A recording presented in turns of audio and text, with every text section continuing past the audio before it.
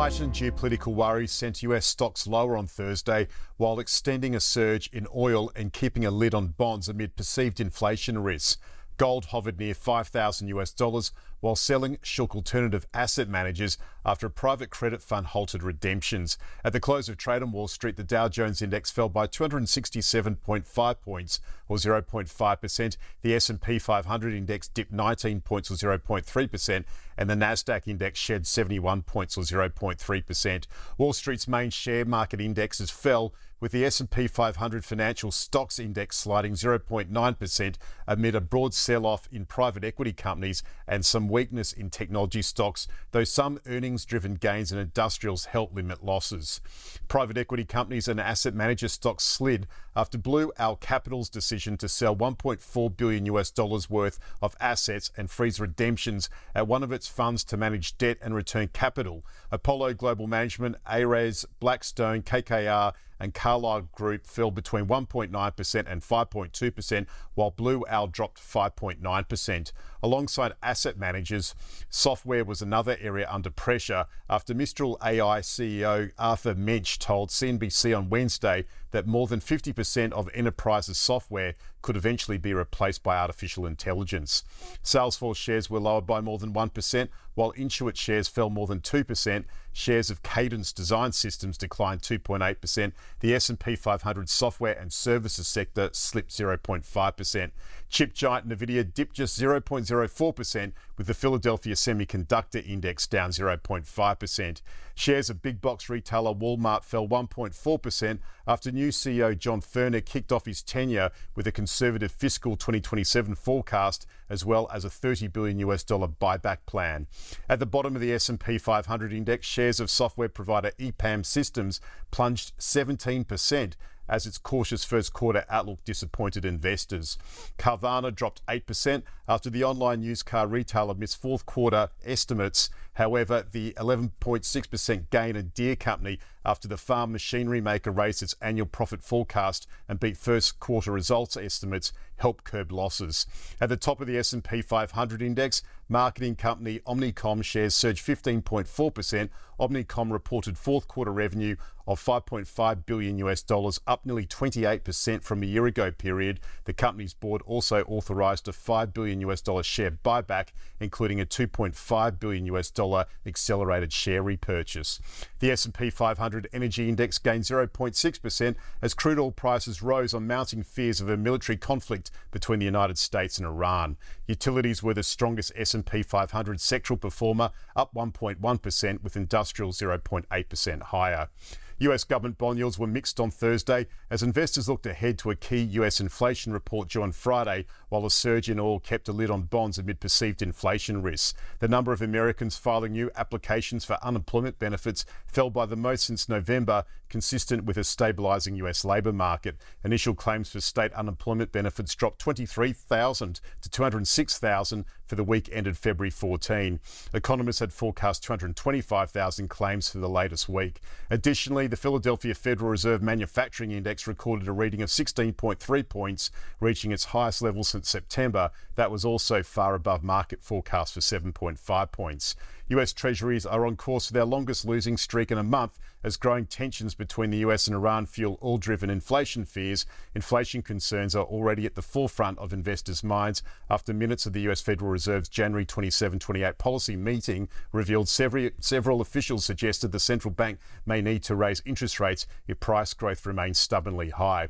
Money markets have shaved wages on Fed rate cuts this week, assigning around a 25% chance of a third reduction this year, down from 50% on Friday. The US 10-year Treasury yield fell by 1 point to 4.07% on Thursday, but the US 2-year Treasury yield rose by 1 point to 3.47%. European shares slipped on Thursday, with miners and utilities leading the sectoral decliners as investors sifted through a mixed bag of earnings from the likes of Airbus, Rio Tinto and Nestle.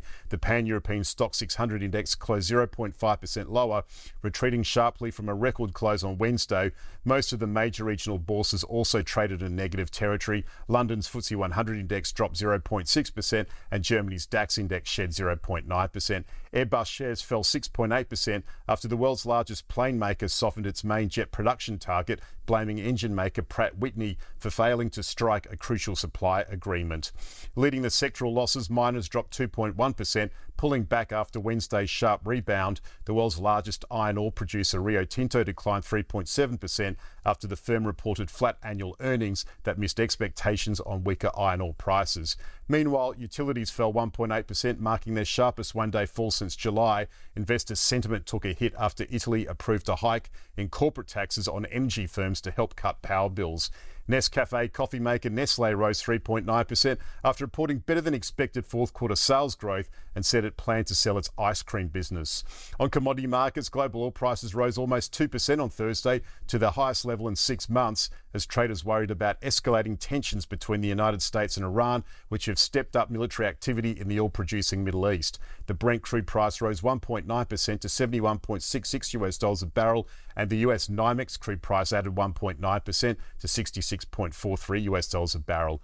Gulf futures settled 0.2% lower at $4,997.40 an ounce as investors assess US-Iran tensions, while the drop in US jobless claims signalled labour market stability ahead of US inflation data later this week.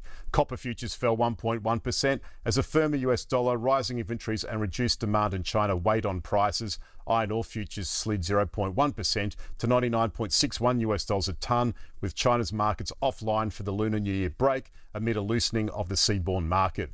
Australian shares are poised to open lower on Friday, snapping a 4-day winning streak, with possible losses from miners due to lower copper prices, although energy stocks were likely to limit losses after oil prices surged on geopolitical tensions. According to the latest SPI futures, the ASX 200 index is expected to open the day down by 44 points or 0.5%. Yesterday, the benchmark index hit an all-time high of 9,118.3 points, gaining 1.9% in 4 sessions.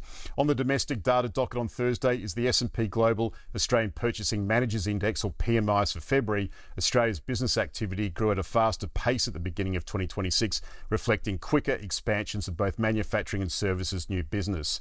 Around 25 ASX-listed companies are expected to issue earning results on Friday, including Austal, Guzman & Gomez, Inghams, Latitude Group, Megaport, Mineral Resources, Newmont, Polynovo, QBE Insurance, Ramelius Resources, Tabcorp and Telix Pharmaceuticals.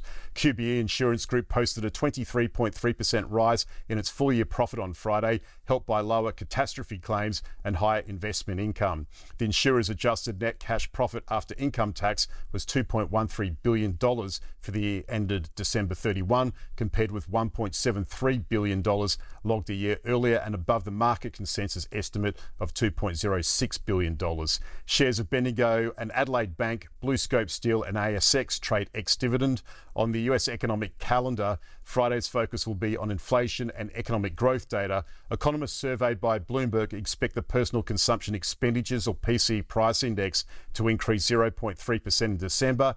Headline PCE inflation could grow at an annualised pace of 2.8%. Core PCE price index is also expected to lift 0.3% in December.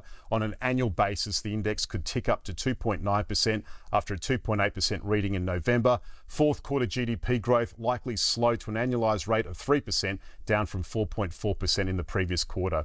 The US dollar rose for a 4th straight session on Thursday after data indicated the economy was stable, giving the US Federal Reserve leeway to hold interest rates in check. The Aussie dollar dipped from 70.78 US cents to 70.26 US cents and was near 70.6 US cents at the US close. For further developments on today's local trading session, please tune into the CommSec Market Update podcast this afternoon. Thanks for tuning in. Have a great day and an awesome weekend.